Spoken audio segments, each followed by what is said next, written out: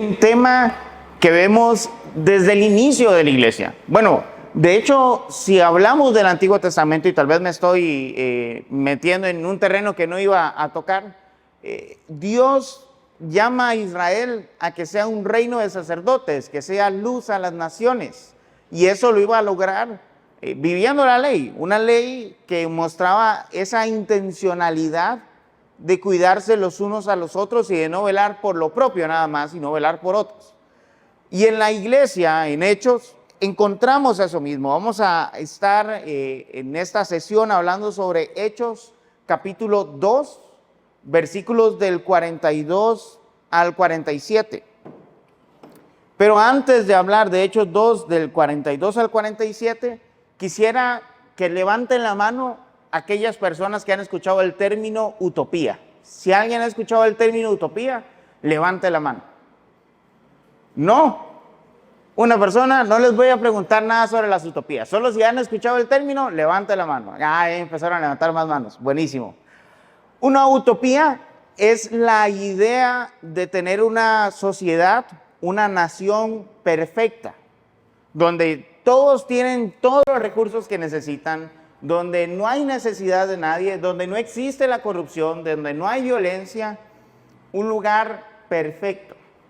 La idea de utopía como término se empieza a utilizar en 1516 por un español que se llama Tomás Moro, y él escribe un libro en el que describe esta sociedad perfecta en una isla aparte del mundo conocido, en donde no hay problemas, no hay pecado, hay dinero y demás.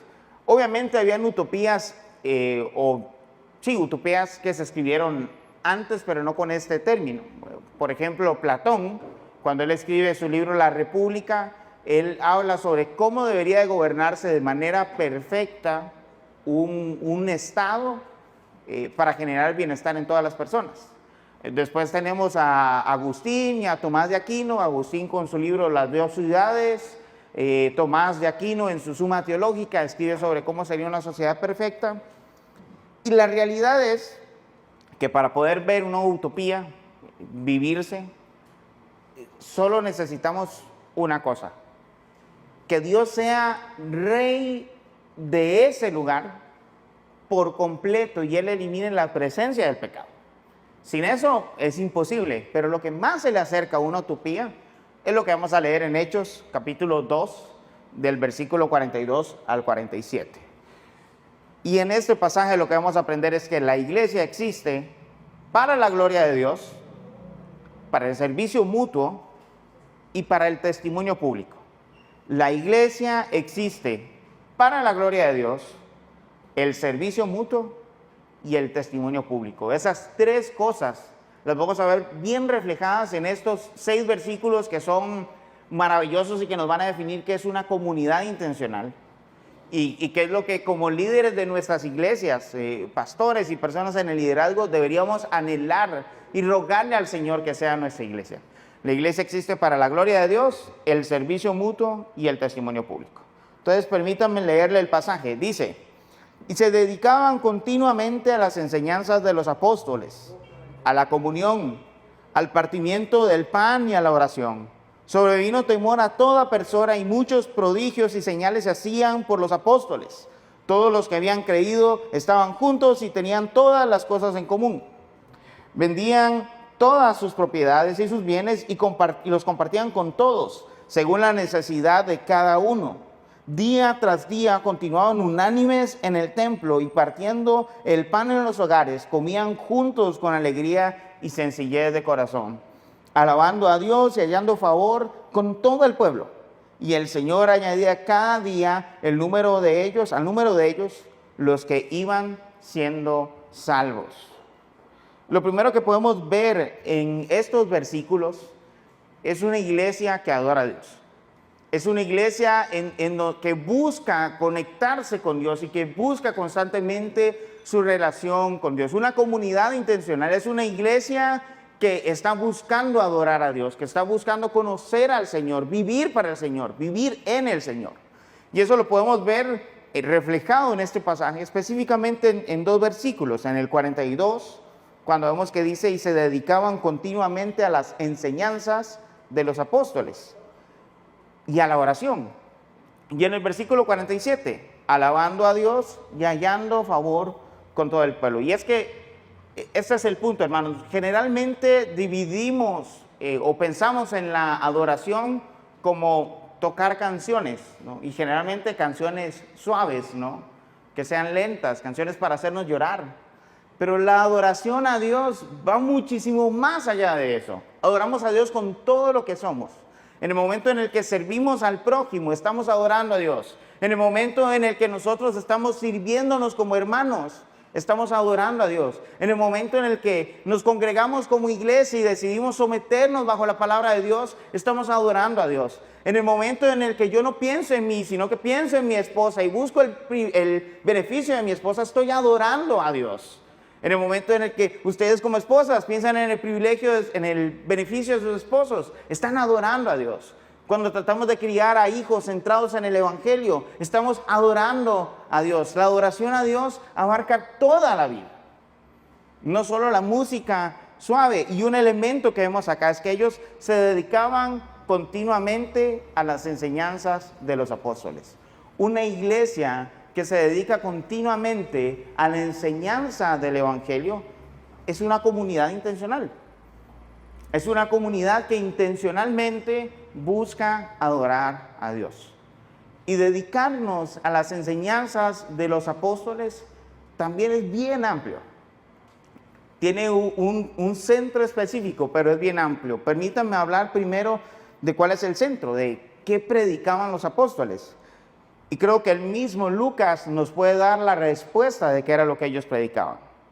Lucas 24, del 45 al 48, dice lo siguiente. Estas son, digamos que las últimas palabras que vemos reflejadas de Jesús en Lucas. Dice, entonces, Lucas 24, del 45 al 48, dice, entonces les abrió la mente para que comprendieran las Escrituras y les dijo, así está escrito, que el Cristo padecerá y resucitará de entre los muertos al tercer día, y que en su nombre se predicará el arrepentimiento para el perdón de los pecados a todas las naciones, comenzando en Jerusalén.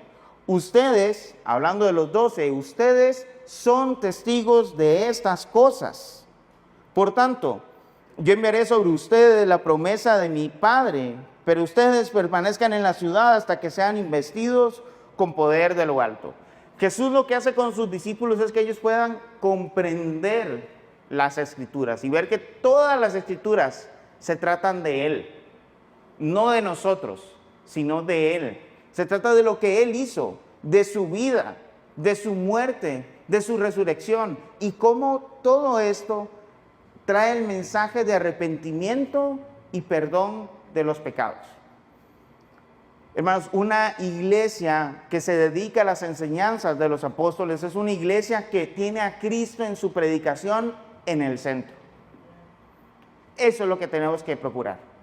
Comunidades intencionales solo existen si nos dedicamos a poner a Jesús en el centro de nuestra predicación y en el centro de todo lo que hacemos. Y aquí vienen algunas preguntas. La alabanza que tocamos en nuestra iglesia, ¿en quién está centrado? ¿Está centrado en adorar a Cristo Jesús? ¿O está centrado en hacer que los hermanos lloren? ¿Está centrado en que la gente encuentre algo atractivo para llegar a la iglesia? ¿O está centrado en que exaltemos a ese Jesús y su evangelio, que es lo que nos tiene aquí unidos?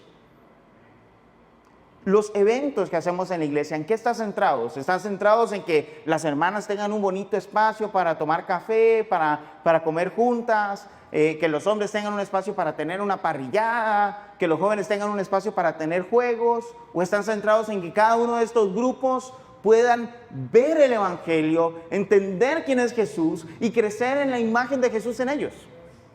Una iglesia, una comunidad intencional, todo gira alrededor de Jesús. Todo predica a Cristo. Desde el momento en el que alguien va a entrar hasta el momento en el que va a salir, cada una de las cosas que hacemos giran alrededor de que pueda conocer cada persona a Cristo Jesús más y mejor. Y no solo estoy hablando de aquellos que no son creyentes. Nosotros necesitamos el evangelio. Nosotros día a día necesitamos escuchar el Evangelio y crecer en el Evangelio. Nosotros día a día necesitamos a Jesús para ser cada vez más como Él, para honrar al Padre y vivir la vida que Él anhela que nosotros vivamos. Si no perseveramos en la enseñanza de las Escrituras, no vamos a tener esto. Y otra vez, la iglesia existe para la gloria de Dios, el servicio mutuo y el testimonio público. Si no estamos adorando a Dios, si no estamos poniendo a Cristo en el centro de nuestras iglesias, esto no va a estar presente. Líderes sanos tienen comunidades intencionales. Se trata de tener iglesias que ponen en el centro a Cristo. Y si tenemos a Cristo en el centro, todo lo demás va a surgir. Si no, puede ser que tengamos actividades de misericordia, puede ser que tengamos grupos súper estructurados de discipulado, pero si Cristo no está en el centro, eso se va a caer, no va a ser fructífero. Porque el fin no es crear buenos fariseos en la iglesia, el fin es crear buenos creyentes, gente que depende de Jesús, que cree y crece en Jesús. Ese es nuestro objetivo como iglesia. Ahora, una iglesia es una iglesia, una comunidad intencional es una iglesia de servicio mutuo.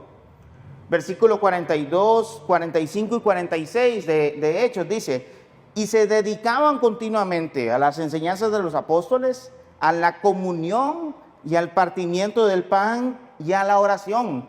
Vendían todas sus propiedades y sus bienes y los compartían con todos según la necesidad de cada uno. Día tras día continuaban unánimes en el templo y partiendo el pan en los hogares, comían juntos con alegría y sencillez de corazón. Aquí vemos muchos elementos de lo que implica la comunión los unos con los otros. Lo primero dice la comunión, el partimiento del pan y la oración. La comunión y el partimiento del pan parecen estar relacionados en este texto y tienen que ver con la celebración de la Cena del Señor. Y no es solo que sea un anexo de 15 minutos en nuestra liturgia, en el que tomamos pan, tomamos la copa, leemos 1 Corintios y se acabó. No, la Cena del Señor tiene un significado profundo. Debería ser un momento en el que nos detenemos a reflexionar, porque es un recordatorio visual de lo que hizo Jesús. No es un espacio para ver qué hermano está en pecado y no, qué hermano toma la copa y no. No es un espacio tampoco solo para rellenar dentro de la liturgia y cumplir con una cantidad de tiempo determinado mi domingo. Es un espacio para poder reflexionar en la gracia que el Señor nos ha dado. Y una característica de la iglesia era que la iglesia dedicaba tiempo a poder tener la comunión. Era central en la iglesia poder celebrar la Cena del Señor. Sé que por diversos modelos eclesiásticos que tenemos, diferentes modelos de iglesias que tenemos, no siempre dedicamos tanto tiempo a la Cena del Señor. Y el texto no nos dice cada cuánto tenemos que celebrarlo. Nos describe la realidad de la iglesia en sus inicios, pero no nos dice que esa debe ser nuestra realidad. Lo importante no es la cantidad de veces que lo hagamos dentro de la iglesia, sino que cuando lo hagamos en comunión los unos con los otros y en comunión con el Padre. Y otro elemento que tenía la iglesia en común era que vendían todas sus propiedades y sus bienes y los compartían con todos según la necesidad de cada uno. No se preocupen, no les voy a decir vendan sus propiedades, aquí está la cuenta de Acts 29, depositen su ofrenda, no va a pasar eso. Sé que muchas iglesias desgraciadamente han utilizado este pasaje para manipular personas, para que vendan sus cosas que les ha costado tanto y que para dárselas a líderes ávaros que terminan usando esos recursos para su beneficio personal. Esos no son líderes sanos, esos no son líderes cristianos, esos son falsos maestros. Nosotros estamos buscando no ser ese tipo de personas. Lo que vemos acá en este versículo 45 son varios elementos interesantes. Compartían con todos según la necesidad de cada uno. Poniéndonos en contexto, Los versículos anteriores a esto, Pedro acaba de hacer una prédica en la que como 3,000 personas reconocen a Jesús como su Señor y Salvador, donde Dios atrae a esas 3,000 personas hacia sí. Estamos hablando de una iglesia de 3,500 y pico de personas. Y ellos entendían la necesidad de cada uno. ¿Qué nos dice eso a nosotros como iglesia? Era una iglesia que se conocían los unos a los otros. Y este es un gran desafío para nosotros, porque a veces con iglesias de 50 o de 100 personas nos cuesta conocer la situación en la que está cada persona. Y algo que tenemos que fomentar es esa intencionalidad de conocernos los unos a los otros, de servirnos los unos a los otros, no de servirnos de la gente, sino de servir a la gente. No de servirnos de los hermanos, de decirle, hermano, usted ya es miembro de la iglesia, ¿en cuántos ministerios va a servir? Sino de, sí, fomentar el servicio, pero también conocer a las personas que están en nuestra iglesia. Y no lo digo como alguien que lo sabe. En mi iglesia asistimos ahorita, es una plantación de 2 años, vamos a cumplir 2 años, y tenemos 75 personas. Y si les soy sincero, no conozco a las 75 personas tan bien como para conocer la necesidad de cada uno. Tengo que mejorar, por supuesto. Y probablemente todos acá tenemos que mejorar. Pero esta es la buena noticia. No estamos solos. El Espíritu Santo está orando en nosotros para poder hacerlo. Y no estamos solos. Dios depositó en nuestra iglesia personas capaces de conectar con otros, de servirles a otros y de poder conocer las necesidades cada uno del otro. Un líder sano no hace el trabajo solo, es un trabajo que se comparte entre todos. Y lo que vemos en este versículo 25 es que la iglesia era bien activa en el cuidado los unos con los otros. No era algo que hacía solo el líder, no era algo que hacían solo los 12, sino que era algo que hacía toda la iglesia. Y más adelante en Hechos 6 vamos a ver que hay un problema con el cuidado de viudas y los apóstoles lo que hacen es establecer a otros 7 que se encarguen de este cuidado. Había más gente cuidando de las personas. Ahora, algo interesante con esto de que repartían según la necesidad de cada uno y que no había necesidad entre ellos, como dice Hechos 4, es que Lucas intencionalmente nos está mostrando, o le estaba mostrando a sus primeros lectores, cómo la iglesia se estaba convirtiendo en un imperio alternativo al imperio romano, en el que sí se vivía una paz perfecta y completa. Los judíos tenían este término de la pax romana, que era el establecimiento de la paz dentro del imperio romano y que se establecía por medio de 2 elementos. Buenas carreteras en todo el imperio romano, por eso tenemos el dicho de todos los caminos llevan a Roma. Ellos se preocuparon por tener un sistema de caminos que pudiera conectar todo el imperio, para que, número 2, los soldados pudieran ir a cualquier lugar a establecer el orden. La paz romana era una paz que se obtenía por medio de la espada. Donde había un alboroto, habían soldados romanos con la espada para juzgar y destruir a aquellos que estaban creando caos dentro del imperio. Pero esa espada no solo servía para volver al orden, sino para subyugar, para oprimir, para hacer de menos a la gente. Y no lograba crear un imperio sin necesidades. Sin necesidades estaba el Senado en Roma. Pero el resto de la gente que vivía en el imperio romano sufría. Los mismos judíos, vemos que cuando Jesús sana al siervo del centurión, la gente queda estupefacta. ¿Cómo es posible que esté sirviéndole a uno de nuestros conquistadores? Si leemos textos judíos de la época de Jesús, vemos que ellos veían que no habían pasado el exilio todavía, porque aunque habían vuelto a su tierra, seguían siendo dominados por un imperio pagano. No veían con buenos ojos la paz romana, no era una paz real. Pero el servicio mutuo, el lavarnos los pies los unos a los otros, el servirnos, lo que Jesús nos llamó a vivir, eso sí genera una paz verdadera. Esa sí es una comunidad en donde no hay necesidad, porque cada uno no ve lo suyo como suyo propio, sino como una manera de servir a los otros. En donde obtenemos la bendición y el beneficio no por la espada, sino por el amor incondicional y sacrificial los unos con los otros. Cuando eso sucede, pasa lo que vemos en Hechos 4, 34 al 35. No había pues ningún necesitado entre ellos, porque todos los que poseían tierras o casas las vendían, traían el precio de lo vendido y lo depositaban a los pies de los apóstoles, y se distribuía cada uno según su necesidad. Líderes sanos tienen comunidades intencionales. Trata también de una iglesia que adora a Dios y que se sirven los unos a los otros, que ven todos los recursos que tienen no como algo que es mío, para mí y para guardarlo para mí, sino como diferentes oportunidades que Dios nos da para poder servir a mis hermanos. Y esto hace que la iglesia crezca en testimonio.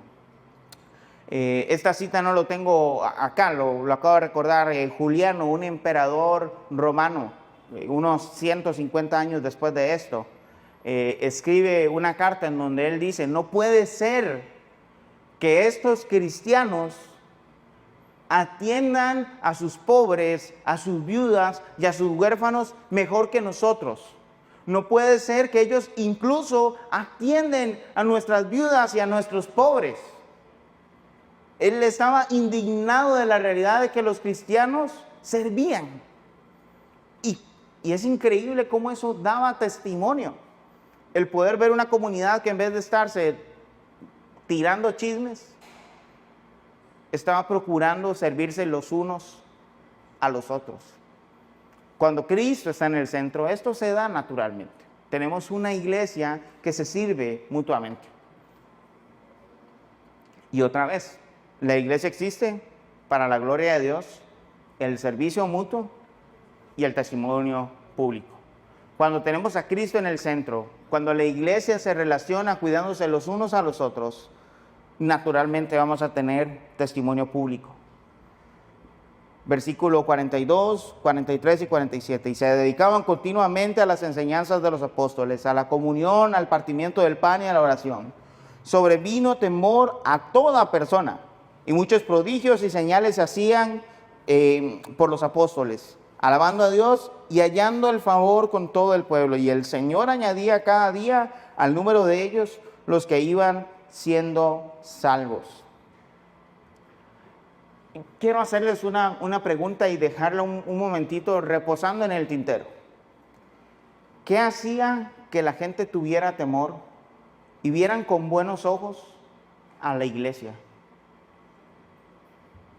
¿Qué hacía eso? No tienen que responderme. Piénsenlo a la luz de lo que hemos estado viendo en Hechos 2. ¿Por qué la gente los veía con buenos ojos? ¿Por qué la gente tenía temor de Dios? Una dificultad de plantar iglesia al redil ha sido encontrar un local. Nosotros literalmente pasamos buscando 6 meses locales para rentar nuestro primer local como iglesia. Y pasaba porque encontramos un buen local. ¿Y para qué lo quieren? Para una iglesia. Ah, no, hace mucha bulla. Mucha bulla. No quiero. ¿Para qué quieren el local? Para una iglesia. Uy, no, el caos con los carros. Ustedes meten 100 carros en un espacio chiquitito, se hacen unas colas. No. ¿Y para qué lo quieren? Para iglesia. Uy, no. El sonido. Qué triste ese tipo de testimonio, ¿no? Que lo primero que se asocie con la iglesia son los disturbios y el caos, en vez del crecimiento en el evangelio y el amor del Señor rebosando en una comunidad que se reúne juntos. Es para llorar. Y hermanos, la pregunta es, ¿la gente está viendo con temor a Dios y con buenos ojos a la iglesia, a su iglesia? Si su respuesta es no, ¿por qué? ¿Cuál de estos elementos hace falta?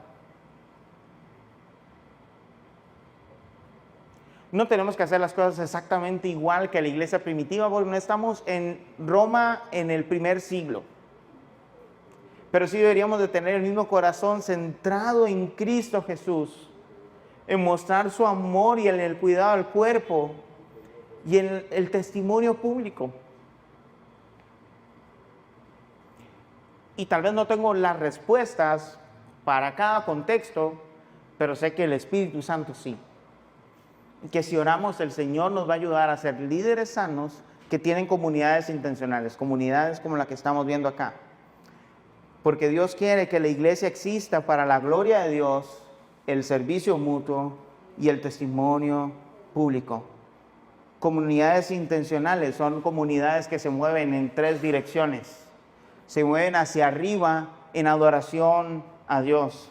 Se mueven hacia adentro en servicio los unos a los otros. Y se mueven hacia afuera, siendo misionales, compartiendo el Evangelio, viviendo el Evangelio en cada una de las esferas de influencia que tenemos.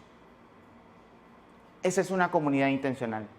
Yo intuyo que cuando me dieron este tema, estaban considerando hablar más sobre el tema de hacia adentro, del servicio los unos a los otros.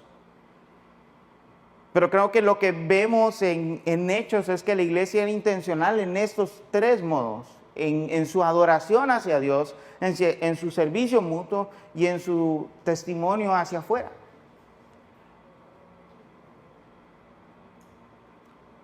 Y la pregunta acá es, ¿en dónde necesita su iglesia un mayor énfasis? Probablemente sea una iglesia que predique bastante bien el Evangelio, que tengan un sistema sólido de apoyarse los unos a los otros, pero que nadie los conoce fuera de las 4 paredes de su iglesia. O puede ser una iglesia que es sumamente activa con la evangelización, tienen 1000 métodos para evangelizar, tienen campañas evangelísticas cada mes, tienen evangelismo puerta a puerta todos los fines de semana, se predica a Cristo, pero adentro nadie se conoce. Y si nos conocemos es por la cantidad de ministerios que hacemos.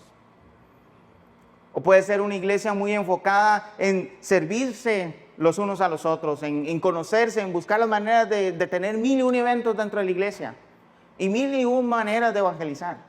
Pero Cristo no está en el centro de lo que hacemos. Cristo está como irónicamente en Apocalipsis, ¿no? Afuera, a la puerta de la iglesia, tocando, ¿no? Ese pasaje no habla sobre nosotros aceptando a Jesús, sino habla sobre cómo Jesús está afuera de su iglesia,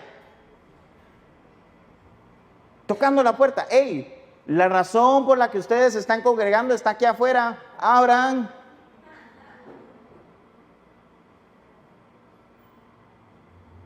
Una comunidad intencional tiene estos 3 elementos. Consideraría yo que lo más importante por donde deberíamos de empezar es por el número 1.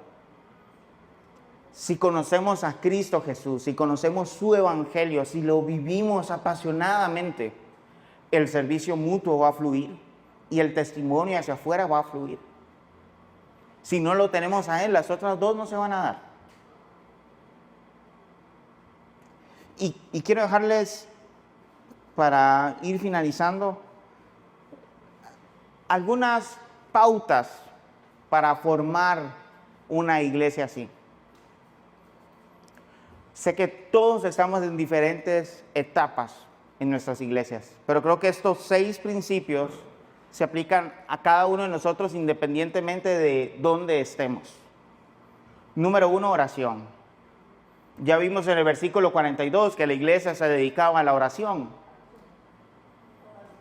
Nosotros debemos dedicarnos a la oración también, porque la iglesia no es nuestra. Iglesia El Redil no me pertenece, no le pertenece a Uriel, que es el otro pastor con el que estamos trabajando juntos. No es nuestra, es del Señor. Y Él va a obrar en ella como Él quiera. Y lo que yo necesito es conocer cuál es su voluntad y someterme a ella. Y es igual para cada uno de nosotros. Si queremos un liderazgo sano, con una comunidad intencional, que vive hacia arriba en adoración, que vive hacia adentro en servicio mutuo, que vive hacia afuera vidas misionales, necesitamos orar. Porque la respuesta la tiene Dios. Y porque eso nos recuerda que la iglesia no es mía, es de Él. Y por eso va a pasar lo que tiene que pasar, porque Él es bueno. Porque es su iglesia y Él está buscando su gloria. Segundo, la exposición de la palabra es sumamente importante. ¿Qué tan robusta es nuestra predicación? Y no estoy diciendo que cada uno de los que estamos acá tenemos que ser un nuevo Charles Spurgeon o ser un Lutero o un Calvino o ser Miguel Núñez o Sugel Michelén o pónganle el nombre del predicador que a ustedes encanta. No necesitamos serlo. Necesitamos ser fieles a la palabra. No necesitamos compararnos a otros predicadores. Necesitamos ir a la palabra, ser transformados por la palabra y exponerla. Cuando esto ocurre, el Señor obra en la manera en la que Él quiere. Aún a través de mí puede obrar el Señor, porque Él es poderoso y grande para hacerlo. Tercero, fidelidad. Esto no es algo que se genera de la noche a la mañana. Sí, en Hechos parece que se generó de la noche a la mañana y que Pedro predicó el lunes y fueron 3,000 y predicó miércoles y fueron otros 5,000. Pero no fue así, para empezar. Lucas está escribiendo un periodo largo de años. Y segundo, Jesús vino a este mundo en una época en la que había que caminar. Si pensamos en ser eficaz, nosotros diríamos hubiera sido más eficaz que viniera en esa época. Le ponemos una cámara, Facebook Live, todo el mundo se puede conectar a las enseñanzas de Jesús. Yo creo que hay intencionalidad de Jesús en venir en una época en la que se caminaba con la gente, en vez de se volaba en aviones, se navegaba en cruceros, o se andaba a carro. Porque el proceso del evangelio en nuestros corazones toma tiempo. Los cambios profundos y verdaderos toman tiempo. Así que necesitamos fidelidad. Porque aunque pase este congreso y apliquemos todo lo que veamos acá y sea bueno todo lo que veamos acá, no van a ocurrir cambios en nuestras iglesias de la noche a la mañana. Todo lo que vamos a estar viendo solo va a servir en la medida en la que seamos fieles al evangelio y fieles en el tiempo. Cuarto, modelarlo. ¿Cómo vamos a decirle a la gente, adora a Dios, si no estás adorando a Dios? ¿Cómo vamos a decirle, sírvanse los unos a los otros, si no estás sirviendo los unos a los otros? ¿O cómo vas a decir, esta es una frase que yo he escuchado mucho y probablemente ustedes también, ¿quién se reproduce? ¿Los pastores o las ovejas? Entonces las ovejas tienen que ir a predicar el evangelio, los pastores no tenemos que ir a predicar el evangelio a los no creyentes. Yo no sé qué hago. Espera, tú también eres una oveja. Que seas un pastor no te vuelve alguien por encima del resto de los miembros de la iglesia. Eres el pastor, nada más. Otro miembro de la iglesia. La cabeza es Cristo, nada más. En la medida en la que nosotros vivamos el evangelio, en la medida en la que nosotros procuremos adorar a Dios, procuremos servir a nuestros hermanos, procuremos brindar el evangelio a los no creyentes, la iglesia lo va a ver y lo va a imitar y lo va a vivir. Quinto, desarrolla liderazgo. Busca la manera de que otras personas cercanas a ti puedan crecer en el evangelio contigo y puedan modelar esto también. No somos llaneros solitarios. Desde Génesis hasta Apocalipsis, Dios habla de un pueblo, no de un grupo de llaneros solitarios que andan haciendo la misión del evangelio. Nos necesitamos los unos a los otros, y para desarrollar comunidades intencionales no se trata de lo que puede hacer el líder para que haya una comunidad intencional, es lo que la iglesia puede hacer juntos para poder ser una comunidad intencional. Y sí, nosotros lo vamos a modelar, vamos a desarrollar el liderazgo, pero no es nuestra obra, es del Señor y de toda la iglesia, de todo su cuerpo. Y sexto, cuando estos elementos se están dando, vamos a desarrollar una cultura en la iglesia que procura ver a Cristo en cada una de las cosas que hacemos, que procura servirse los unos a los otros, que procura predicar el evangelio hacia afuera. Hace poco me sucedió algo interesante en la iglesia. En nuestra iglesia procuramos tener una alta relevancia de la vulnerabilidad, de la rendición de cuentas. Y tenemos esta libertad de poder rendirnos cuentas los unos a los otros. Y se acercó un día un hermano y me dijo: Salva, qué buena prédica, pero creo que no estudiaste mucho el texto, ¿verdad? Y era cierto, yo no había estudiado, había tenido varias cosas que hacer, no había dedicado el tiempo que le dedicaba normalmente a la predicación. Y le dije: sí, es cierto, no tuve el tiempo que hubiera querido. ¿Cómo lo notaste? Cuando tú empiezas a predicar sin tomarte tu tiempo para preparar tu prédica, generalmente tiendes a atacar mucho a otros grupos cristianos que no hacen las cosas como nosotros las hacemos. Y siempre citas tus autores favoritos, no citas a otras personas. Y esto fue lo que me impactó: no se transmite el evangelio en lo que estás diciendo. Y por un lado yo dije: sí, tengo que arrepentirme delante del Señor porque prediqué mal, pero por otro lado me llenaba de gozo saber que estamos dando buenos pasos. La gente se puede animar a hacer ese tipo de comentarios. Ellos pueden ser intencionales en mostrarme mis puntos ciegos también.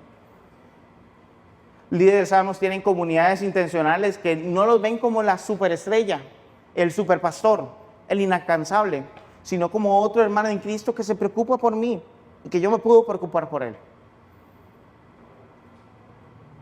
Y le ruego al Señor que podamos tener este tipo de iglesias para que seamos iglesias que viven para la gloria de Dios, para el servicio mutuo y para el testimonio público. ¿Qué les parece si oramos para que el Señor nos dé ese tipo de iglesia? Oremos. Señor, gracias porque la obra del evangelio y de plantar iglesias y de desarrollar iglesias sanas no es nuestra, es tu iglesia, Señor. Y te rogamos, Señor, que nos permita recordar eso, que es tu iglesia, y clamar a ti para que tú hagas de nuestras iglesias que representen tu evangelio de manera plena, que las comunidades nos conozcan no por ser bulliciosos, no por lo de los parqueos, no por las mil y una actividades que hacemos, sino porque vivimos el evangelio y porque les amamos profundamente y les mostramos el evangelio con lo que hacemos y con lo que decimos, Señor.